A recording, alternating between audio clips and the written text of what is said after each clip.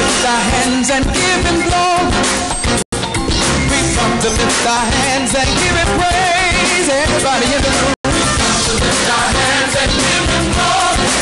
We come to lift our hands and give him praise. Oh, we come to lift our hands and give him glory. We come to lift our hands and give him praise. Everybody in the room. Yeah. To lift our hands and give him glory. We come to lift our hands and give him praise. Give him glory. Give him glory. We come to lift our hands and give him praise. Everybody give him glory. Give him glory. Oh, to lift our hands and give him praise.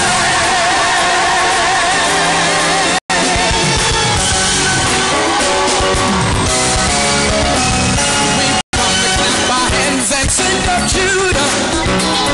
We've come to clap our hands and give him praise. Everybody in the room say, clap our hands and sing of Judah. We've come to clap our hands and give him praise. Give him glory. That's why we're here. Clap our hands and give him praise. Give him glory. Give him glory.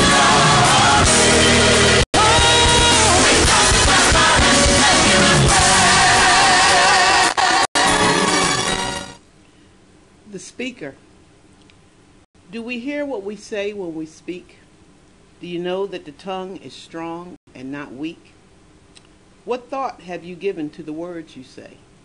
Have you prayed for wisdom and guidance today? The tongue, how powerful yet difficult to tame.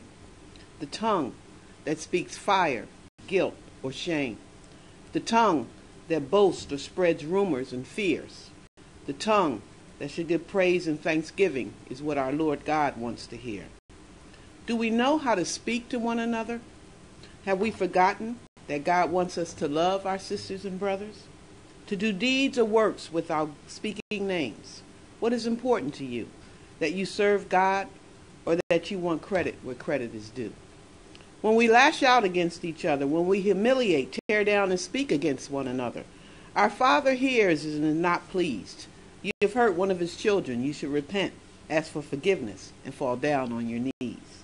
For his grace is our gift. There's nothing more precious. The tongue can wreak havoc and cause serious transgressions.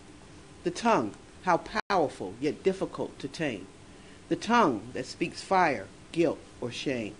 The tongue that boasts or spreads rumors and fears.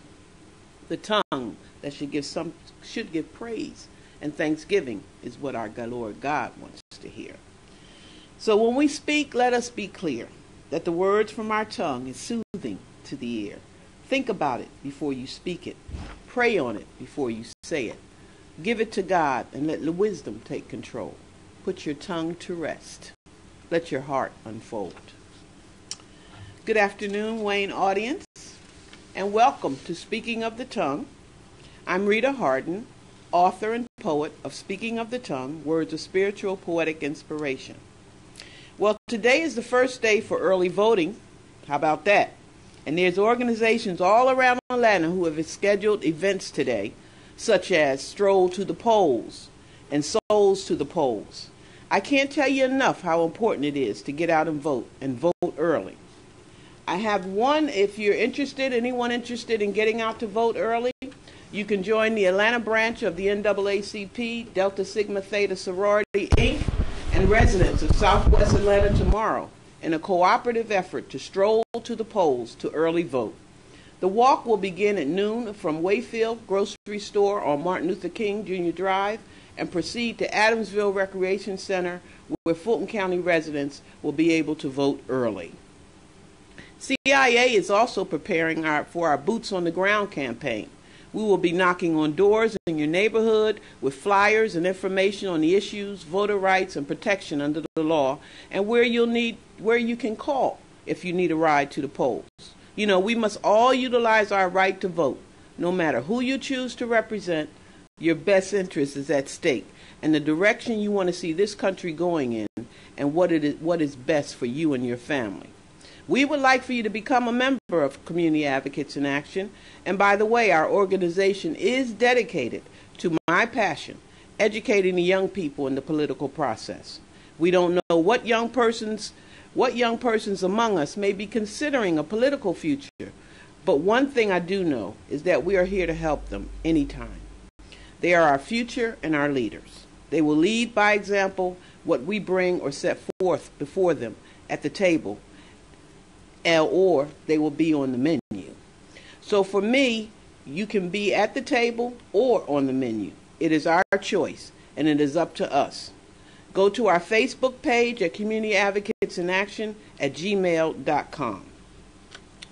I don't know of anything that's easy to achieve or do, but I do know this. If you have faith and no fear, if you can stay focused on your goals, plans, and dreams, no matter what the naysayers think or say, because believe me, the naysayers are not doers. They're just whiners and complainers. They want it easy and they want it now. Definitely don't want to work for it and expect it to be given to them. So we know it's not from the heart. Why let something or someone take that away from you? Our children need us. We have to build that foundation and truth and commitment and lots of love. We have got to keep it moving for our young people and help them to be where they need to be. For these reasons are why we must vote.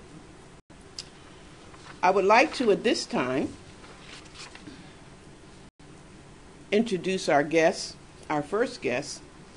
And I want to say before I do that the President and the First Lady and the Vice President's wife, Jill Biden, have dedicated their time and service to the veterans of this country, ensuring that when they come home from Iraq and Afghanistan, they receive the benefits and assistance they have so much deserved.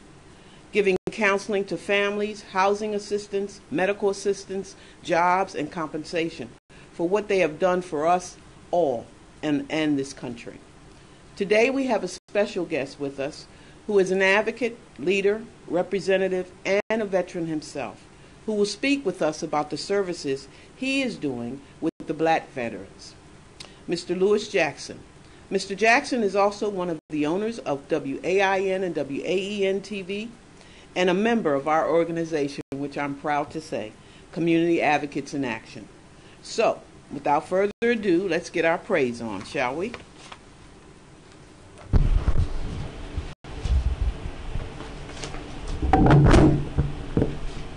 Mr. Jackson? Good morning, good evening, good afternoon. It's a little after 1. Yes. And I feel like all of them. I feel like I got up and in the service we would get up and we would do PT, our exercise. So, at 12, we would sort of pledge, we would salute the flag as to the colors. And later in the afternoon, we would do it again. So we are still a believer that the soldiers of this country, yes, is take care of themselves. We are sort of a fit group, and it kind of not leave us. And I am so pleased to be on your program. It very seldom somebody get the privilege to be, and if you do, you got to be so fortunate. And I take it this opportunity to be so gracious that you would allow me up here. Well, flattery will get you everywhere. So I won't have to. So all those other folks out there that if you're watching and you are a little jealous of the opportunity that I got.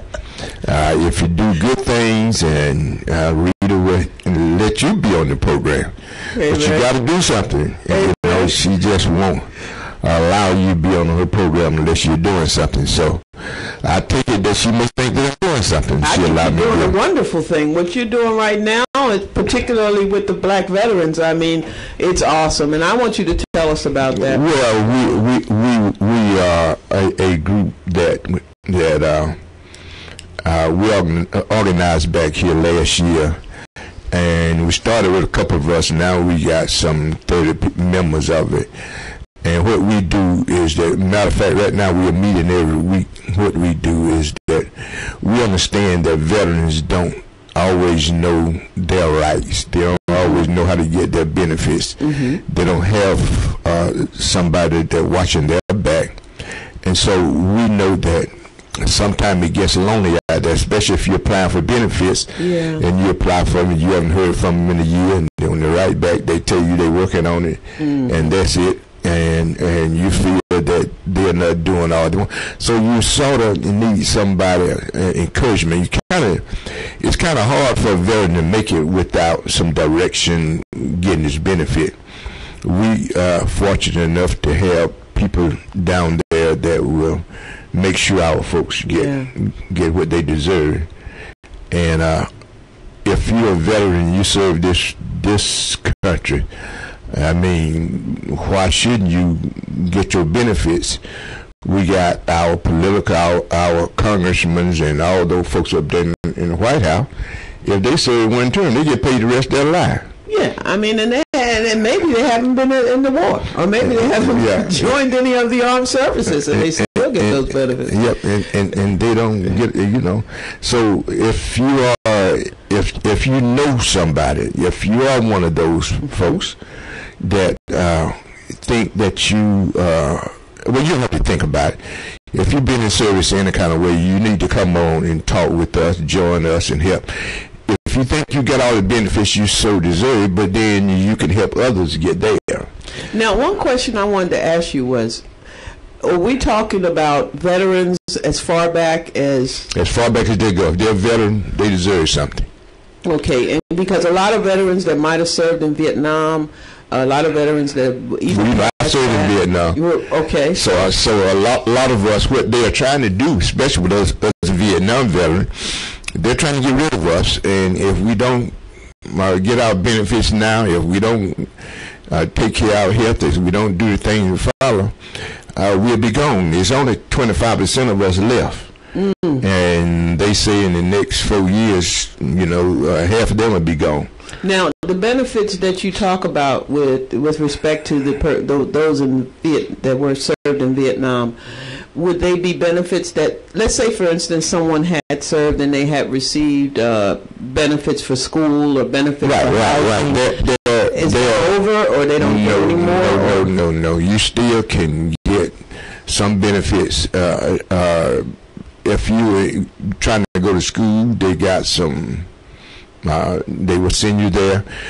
I think up to age 62, but there's no reason why a veteran should be homeless or not have something, because since Obama been there, he has put everything in place for veterans. He has made it a place that veterans can be proud that they serve their country. You know, there's housing for them, there's food for them, you know, and he's working on jobs, you know, trying to get this bill passed so that the veterans can have work. Yeah, now it's the veterans' unemployment is lower than anybody, because you know, we got a thing to hire veteran.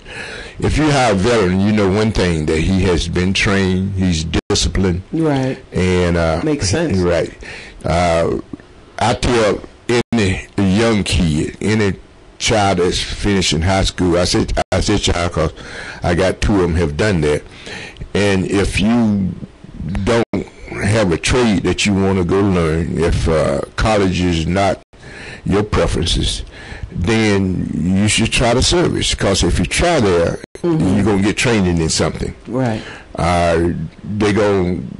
They test you and they know what you're good at, and they're going to train you very well.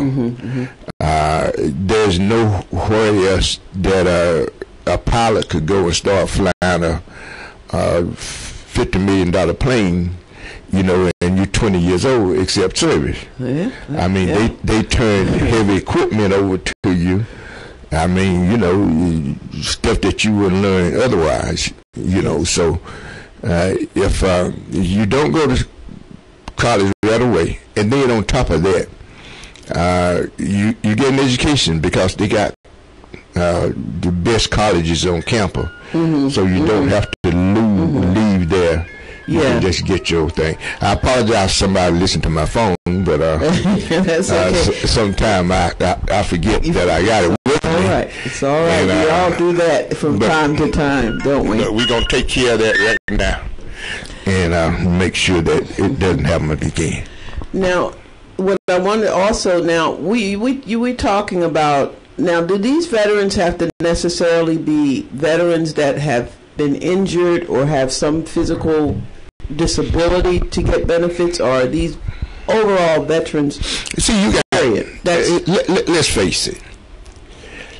If you were 18 years old and you went to the service back in the days, you got affected some kind of way, because when you got there, you had first sergeant up in your face, cussing you out, fussing at you.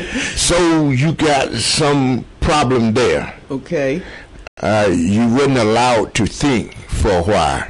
So you got some problems there. Right. So even though that you don't have the outward, appearances being hurt, there's some hurt in your heart. There's some change in your attitude. See, when you leave home and go in service, when you get out, you're supposed to be the same. If any change while you was in there, the Army caused it, and they should take care of it. I see. And now, just because and I run across veterans all the time, say I'm in good health, I'm all right, but somewhere along the line, something happened. If you were in service for a while, if it ain't nothing but when you were taken away from your family, when you went off in something and your grandmama died and you couldn't come back home, there's a spot in your heart that caused that. Wow. But what we want to make sure is the veterans understand that. Yes. Let them understand that just because you don't have a headache, that it doesn't mean that ain't nothing hurting you. So that would mean you have to get some kind of medical documentation or something. Well, that's what you should always do. Yeah. When you come out of service now, when we came out, when I come from Vietnam, all I wanted to do was not let nobody know that I'd been there, because that was Vietnam. If you had been to Vietnam, that was a stigma that everybody thought you were crazy and they wanted to be around you. Wow. So, but now, we can look up to our veterans, because now we realize what we went through.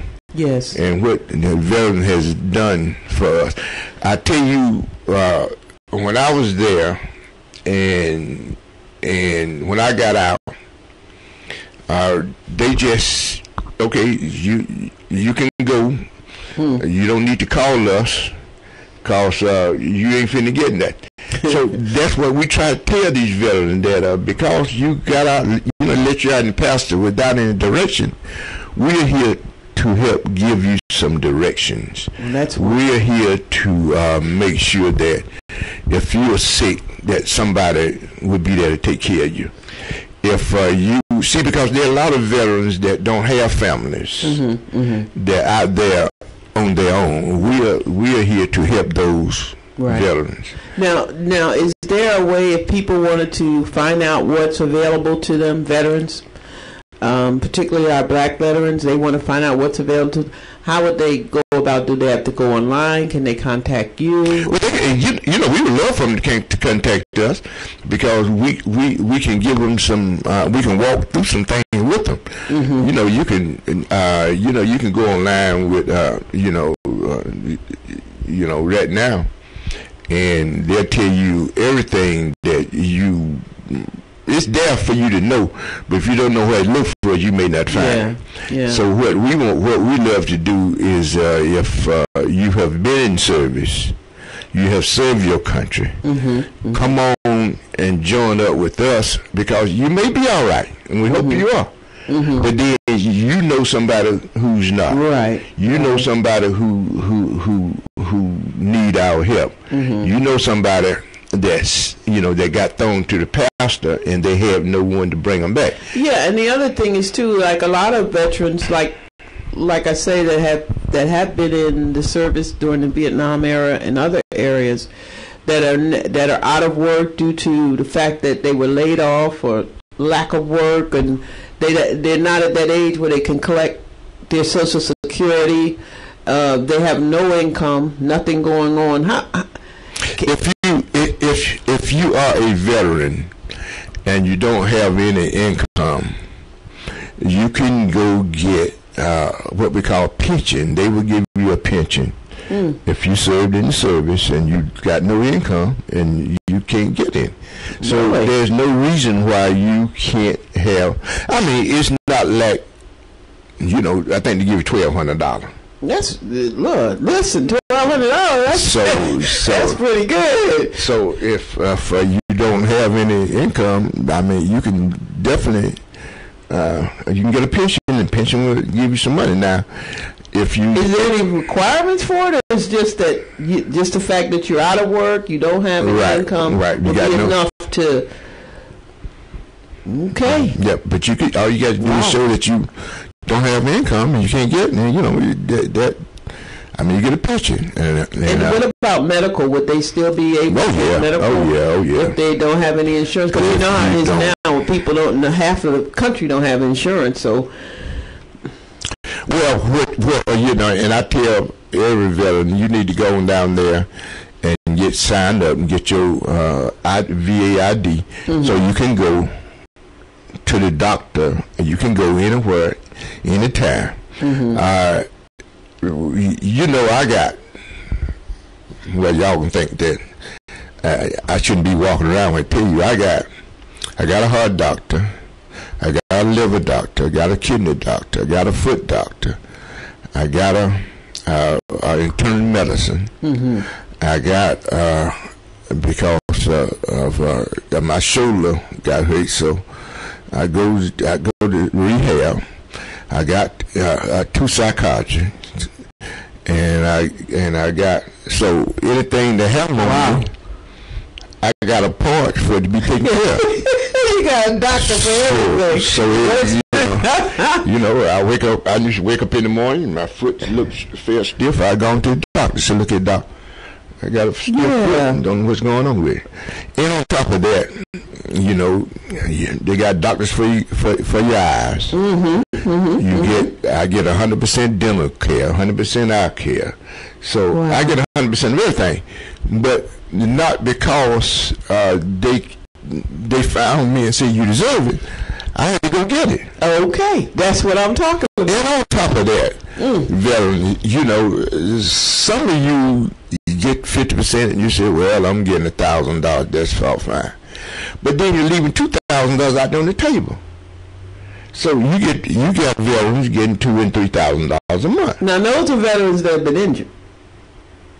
Did I not say if you went in service, you did something, you got injured somewhere? You said it, but I so now, okay, if you run in service, they got you running everywhere. Your knees gonna get bad because the car is gonna wear out. Love it. and if the car is wear out when you get home, that's gonna cause you to have a foot problem. I see, said the blind man. And if that caused that, it causes your hip. Gotcha. So whatever it is, it's connected. Okay. So you connect the dots. Okay. That's what we do. We show veterans how to connect the dots. Okay. A veteran just want to go get his benefits on his own. First thing, he doesn't know the language. Yeah, and he'll get the runaround, right? He ain't gonna get nothing but the runaround. He's gonna be saying that I filed my claims 5 years ago and they turned me down. If you don't know the language, you can't get served. Okay. And knowing the way I am, I went out there to the VA. And I told the guys, I said, look here, I need to know when they gonna have a special program for the special folk. They said, well, they having a program next week that I said, now is the hitman gonna be there? So I went out there and they said, I said, well, now who's charged of everybody? And so I went and told them, look here, you need to serve me. I said, so I ain't want to go to these other folks down there. I talked to the man who make the decision, and I told him what was right. He said, I'll take care of it. A month later, I was getting 100%. Wow. But you gotta, I mean, that definitely gotta be aggressive. Well, see, in life, aggressive. I tell folks anytime. Some people say, Louis, you've been successful most of your. I ain't smart as none of these folks. But I've always gotten what I want because you can't tell me no. There you go. You know, if you tell me no, I know one thing. I asked you the wrong way. so I mean, you know, I didn't phrase it right. Yeah. So now I got to come back and ask you a different way. Mm-hmm. Then if I ask you 2 more times and then you say no, then I'm gonna ask you why you said no to me. So when I ask the next person, I know not to say no. See, because I mean, it's the same thing in everything.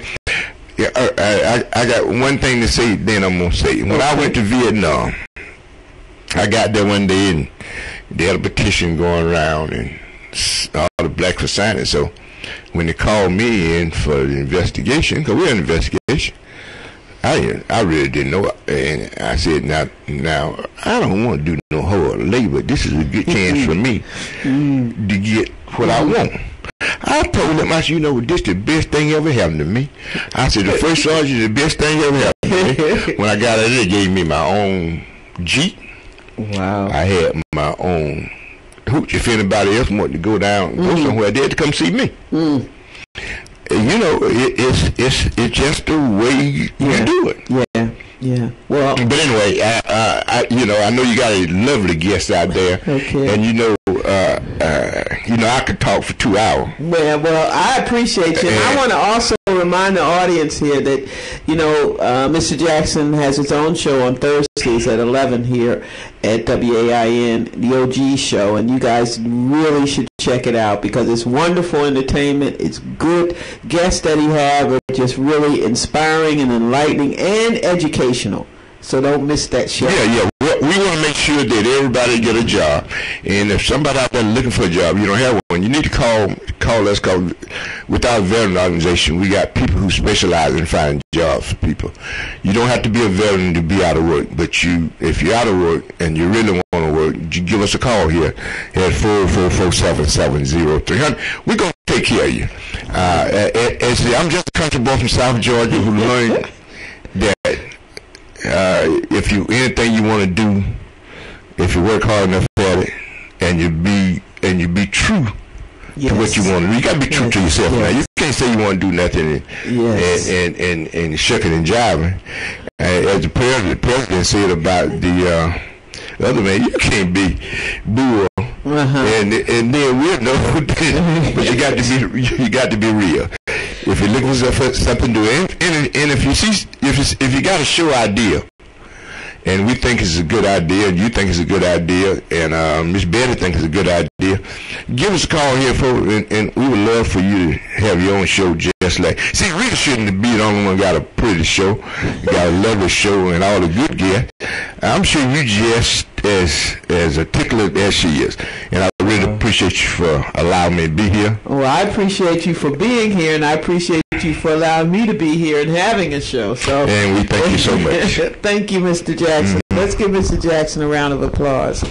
Thank you. All right, and we'll see you next Saturday. Yeah. All right, definitely. Bye-bye. Now, we got some great information here, folks. We got some wonderful information regarding the veterans. So anybody that is a veteran that is in need of any kind of assistance or just wants some help or have questions, just call here to the station, talk with Mr. Jackson. You can also come onto the show here and talk with us. We're located here at 3105 Washington Road in East Point, Georgia. I'd like to introduce our next guest. Our next guest is a wonderful young lady who is working with a mentoring group called Youth Connections Inc. Miss Audrey Prim. Miss Prim has been she's a very, very active lady, and she's involved with young people, my passion, and I had the pleasure of meeting her at a Father's Dads conference a few months ago, and then she attended our youth summit that we had during our Youth Education Voter Registration Summit, and she came and attended that, and we certainly appreciate her commitment and her support. And how are you, Miss Prim? I'm doing well. Thank you so much for having me, Miss Rita. You're welcome. You make sure your mic's on, dear. There we go.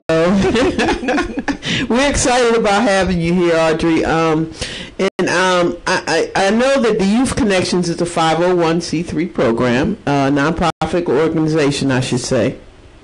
And it promotes youth development, positive youth development through various forms of social service. Now, I want you to elaborate a little bit about that and tell us all about what you guys are doing. Well, first, Youth Connections is headed by our executive director and founder, Mr. Michael Daniels. He first started out Youth Connections. He wanted to be a safe haven for young males, like a homeless or runaway shelter. That started out in 2004. He really didn't get the funding until 2008 to start working with children of incarcerated parents. Okay. So the program really started to pick up momentum and speed from there. And from there, we've grown out into mentoring, which has become a very strong and positive attribute for Youth Connections. And we're very excited about that program because we've been able to touch and meet so many different people through our mentoring opportunities. Yes, and that's what I was excited about because, we've had several different organizations here on the program, on this program each and every Saturday, just about talking about the different aspects of how they help the young people. And in terms of what your services provide, is basically geared to the at-risk youth. Is that correct? Yes, ma'am. That is correct. Right now, the shelter that we have is entitled King's Manor, and it's for young. Your mic up.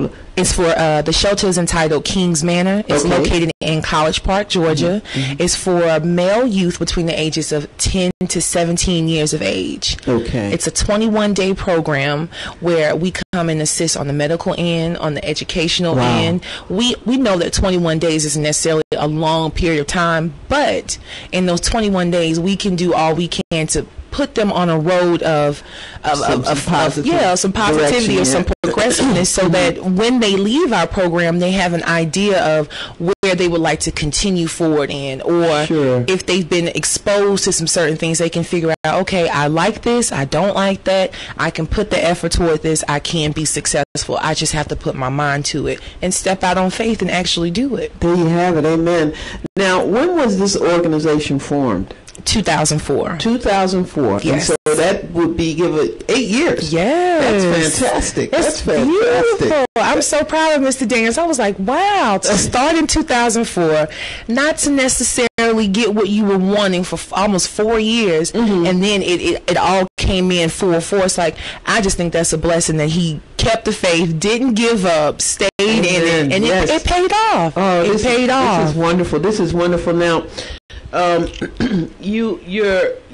what is the process that, I was reading here where you have 336 children and youth with adult mentors over a 3-year period, and many of those kids were recruited from prisons. Yes. Now, what is the process for them to go in and get those kids or to recruit those kids from the prisons? How does that work? Once again, Mr. Daniels has great relationships with a lot of the civil and public organizations here in Atlanta. Okay. He does a lot of work up in our country's capital, so he has a lot of connections there. So the Department of Labor is one of those federal organization that has a lot to offer in terms of grants and funding. Okay. So he was able to get a lot of funding through the Department of Labor to reach out and I love it. I love it. So his connections with working with the Department of Human Resources Services, I believe that's how I stated. Forgive me. Resources. There we go. He has a lot of connections within that department, which trickles down here to Atlanta. So I would always tell people, building relationships and networking with other people is a surefire way to help propel and motivate your ideas and your dreams forward. Oh, no doubt. It's all about relationships. Because I'm a networking person. Hey. I'll try to anybody and everybody, right? You gotta keep it moving and get it going, right? Right. But now, so they're able to go into the detention center. Yes. And talk with the young people. Yes. In, I guess, upon time of their release or whatever it might be, then they can come out and work with the mentoring. Yes. Okay. Now, you have 2 project managers. Yes. And who are they? That is Wallace House. Mm-hmm. He's actually our new assistant executive director. Okay. And then our other project manager is Mr. Charles Wheeler. He's over at the King's Manor, the runaway shelter for young men between the ages of 10 to 17 years of age. Okay. And so now with the, if I understand what I read correctly, the 2 employees are project managers, the mentoring, and then the other one is the home builders. Yes. Okay, so that would be the King's Manor. Okay, got it. Okay, now, you guys have done so much that you've received awards. Tell us about those awards. Oh, well. I mean, that's great. I mean, recipient awards, right? Right. Okay. Now that may have been before my time. Now okay. I know that's that. Okay. I know that we have received. We were fortunate enough to receive the new funding from also once again the Department of Labor for our new collaborative project entitled Project Restore. It's for the reentry community, and it touches the youth between the ages of 16 and 24, male 24, okay, male and female who have been involved in the juvenile judicial system. Okay, and now is the King's Manor the same as the Basic Center, or is that something? Okay, because the Basic Center, it handles the runaways, the homeless, and this kind of thing. Yes, ma'am. Okay.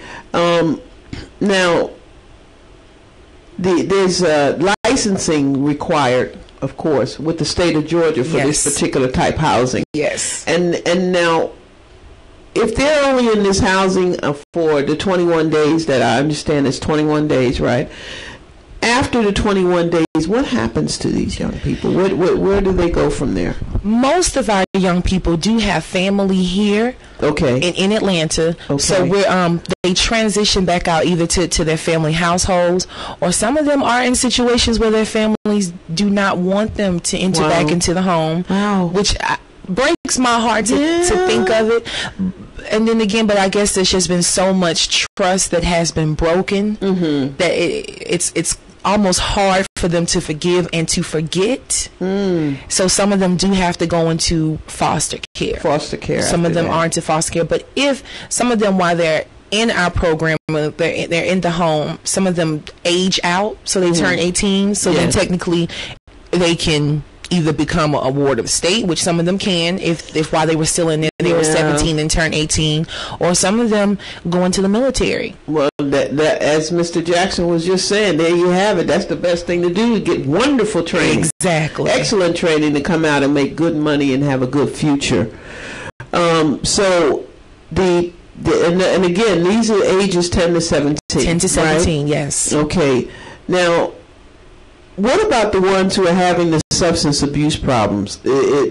Even if they go through this 21 days, we can't say that substance abuse problem has been taken care of in those 21 days. Correct. Or they have to still continue with some sort of program, even if they go into a foster home? Correct. Because most of them with youth, because they are minors, more so, things are going to be more mandatory for them because they are underage. Okay. So if there is any type of substance abuse, they will be monitored and mandatory to attend a substance abuse program, which that goes hand in hand with our Project Restore project, because we can have them come in on that end into the Project Restore, and we help to obtain substance abuse and mental health programming for those individuals who need it. And then the Project Restore, the things you target, the points of action, or the things you would target and focus on, and you talk about 62% of people incarcerated, they have a parent or a guardian themselves that have been in prison. Yes. So that's an area that you focus on immediately with these yes. young people. And then the ones that are at risk, for the most part, most kids that are at risk suffer low esteem. Yes. Yeah. For the most part. Yeah. And then now on the employment end of it, mm-hmm. now that's where I'm really at, the employment and education and training part of it, so that they can better develop themselves within the community and within themselves. Correct. That's good. Most definitely. I think our main objective with them is that we do have multiple incentives mm-hmm. for them to become a part of the program, mm-hmm. maintain their involvement in the program so they can successfully complete the programming. Mm-hmm. But the most important thing I know for us is that we teach them to fish and not just continuously feed them, mm-hmm. because we don't want our programming to become another assistance. Yeah, so they become dependent upon. Exactly. Mm-hmm. We mm-hmm. want it to be that we're helping them they're crawling, we help you to walk, so then you can run on and carry the rest of the message out for yourself. Amen. So a mentor's role. Mm-hmm. Now that's where they tell us about the mentor. I'm gonna let you tell us about the mentor's role. I must say that mentoring to me has to be one of the most gratifying roles that anyone could play a part of someone else's life. For a mentor to sacrifice at least 4 hours a month out of their time mm-hmm. to basically just be an additional support system in another person's life. We're not saying that you're replacing an aunt or a mom or a dad or a sister or brother. Right. You're just there to help shine your light. Okay. So as they're walking along their path, they can just see, okay, I can see my path. It's not, I have someone who's rooting for me, who's cheering who's cheering from behind, spending time praying for me, and listening to me, talking with me. That's what our mentors do. We actually have dedicated mentors who would take time out of their schedule to come in and help facilitate some of our in-house programming, who come out to our community service initiatives. If we're having resource fairs or just little get-togethers to have our participants and their families come out, our mentors will come out whether they have been matched with a mentee or not. Okay. They still come out and show support. Our mentoring component is, I just have to say, it's rocking. It's all right now. I love it. That's great. Now, you guys are getting ready to do something special this year. Yes, we are. Come November 30th, we will be at the HJC Bowling Center here in East Point, Georgia. Okay. We're having our end of the year ceremony. It's entitled An Evening with Project Restore. It's a special moment for our participants to showcase their talents. We're going to have a talent show. A lot of them love the music industry, and they want to, of course. So they want to get their music out there, perform for us, because believe it or not, sometimes they stop by the office and, Miss Audrey, let me rap this new song that I have, or let me sing. It's like, baby, I'm at work. Let's save it for another time. But come November 30th from 7 p.m. to 9:30 p.m. we'll be there. We'll fellowship. We will also recognize our high achievers for best improved, most outstanding students. This is exciting. I would say the majority of our participants are either employed, enrolled in a GED programming. Some of them actually enrolled in college. Fantastic. Or attending our job readiness, youth leadership developments, or any other in-house programming that we have, just to keep away that idleness, that idle time. So they come. This is going to be exciting. Well, I'm looking forward to it. And I appreciate the invitation, and definitely. I'm certainly looking forward to being there, because I'm excited. I want to see some of that talent. Yeah, just come dressed up in your best, don it all out. Watch out now. I'm excited about that. Most definitely. Now, if anybody wants to be a part of Youth Connections, yes, tell them how they can connect with you guys. Well, on both ends, if you know of someone who would benefit from our Kings Manor, that's the youth male shelter, ages 10 to 17. That address is 4625 Ben Hill Road, College Park, Georgia 30349. Telephone number is 404-559-9297. Or if you would like to mentor with our reentry program with Project Restore, that's 404-474-7479, and you can ask for myself, Audrey Prim, or Wallace House, and we'll be more than happy to walk you through the steps to become a mentor. Well, Audrey, we thank you so much for joining us today. Thank you for having me. I'm excited about what you're doing, and I certainly wish you a lot of luck, and I hope our listeners, our audience has picked up on, again, you say those numbers for us one more time. Kings Manor, that's 404-559-9297. That is the Runaway Shelter. And Project Restore for mentoring is 404-474-7479. Okay. Thank you again for joining us. We appreciate Audrey, and I look forward to seeing you next month. Thank you. Yes, yes. Let's give Audrey a round of applause, shall we?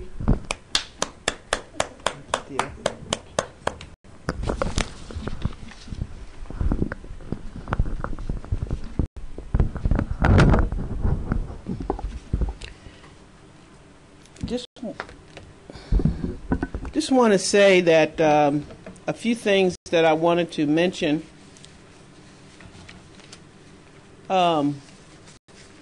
Before we close today, and that is that you know that on November 6th, you know, we want everyone to take your neighbor, any young person who's registered, and go vote. Help them to help themselves. Show some strength, support, and a lot of love and commitment, and then it will pay it forward. It always pay forward. Amen. You know, we've heard a lot in the past weeks with regards to the debates that have taken place. We've heard some very negative things said about our president and vice president that for me is just not Christ-like and you know, and disrespectful. You know, no one will ever have a perfect day or moment even. But when we watch these debates, the most important thing we should do is listen. Listen to what the issues are and what the candidates' plans are to handle the issues, to move our country forward for all people, not just some. We the people are the ones. We're the ones who make this world go around. We decide who is going to have that job as president or VP or congressman and so on. So we are in control of this decision. And this decision is made when we go to the polls and vote. There is no reason. maybe we don't hear what we want to hear, right? But what is said is facts, and truth is what should matter. There's no reason to yell at each other or call each other names or tell lies. As I read in the beginning of my show, the poem, The Speaker, and being careful of what you say out of your mouth and off your tongue. There's no reason that we should have to hear politicians lie to us or tell us what we want to hear just so they can be our president or our congressman or whatever. There's no reason to convince us that we should vote for this one or that one. We just need to hear facts, truth, and what's going to benefit us. What we should do is listen and make our decisions based on substance and policy. What is best for you and your family? So, you know, we are in tough times right now. It's all about jobs and income needed to take care of our families, health care to take care of ourselves and our families, education to ensure our children's future, housing, keeping a roof over our head. These two parties, Democrat and Republican, need to explain these issues and how they will make it happen in the interest of us, the voter, the people who make this world go around. We don't need entertainment at a debate. We don't need entertainment at a campaign stop. What we need is truth and facts. What are you going to do? A few weeks ago, you know, I don't know if any of you heard, a few weeks ago there was a gunshot sent through the window of Obama campaign headquarters in Colorado. We are so grateful no one was hurt. But what does it say to the hate and violence out there? We cannot be deterred from our mission, which is to vote. This type of violence reminds me of the 60s, when we were just trying to get the right to vote. We're dealing with voter suppression, states attempting to change early voting, and for some making it difficult to vote without proper ID. How is that compared to treating anyone equal under the law? How is it? We cannot let anyone turn us away or turn us around or discourage us on a basic human and civil right we have to vote. This election will come down to the haves and the have-nots. It's so important. If we just stay home and give up what we have right now just to survive may not be there in 2013. We cannot blame anyone but ourselves if we don't vote, and encourage everyone you know to vote.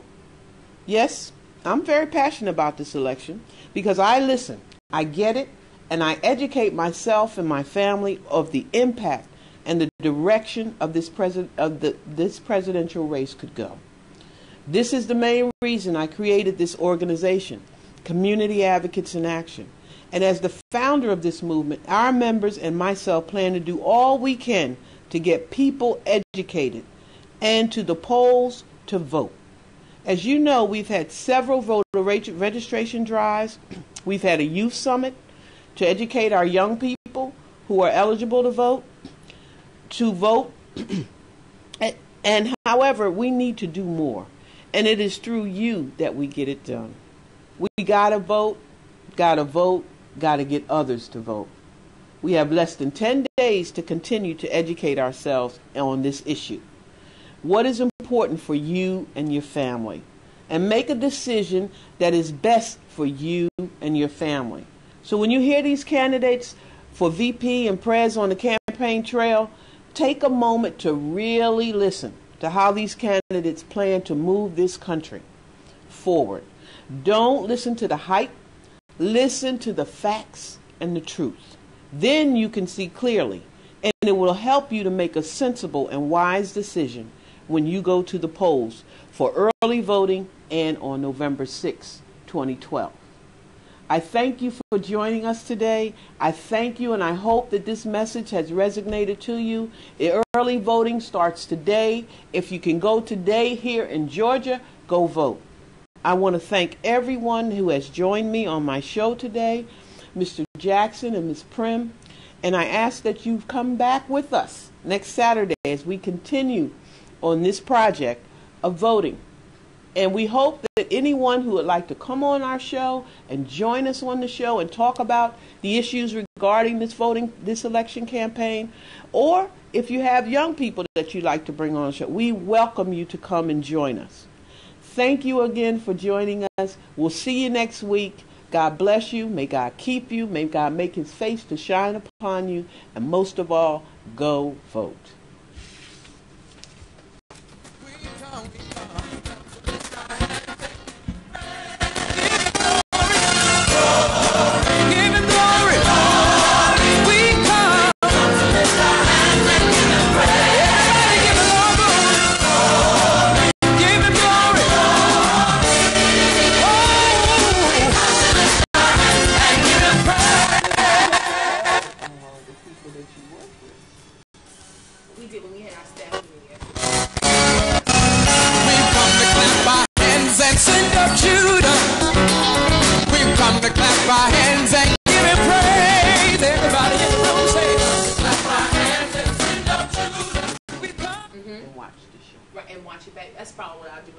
Now it's going to take maybe a day or two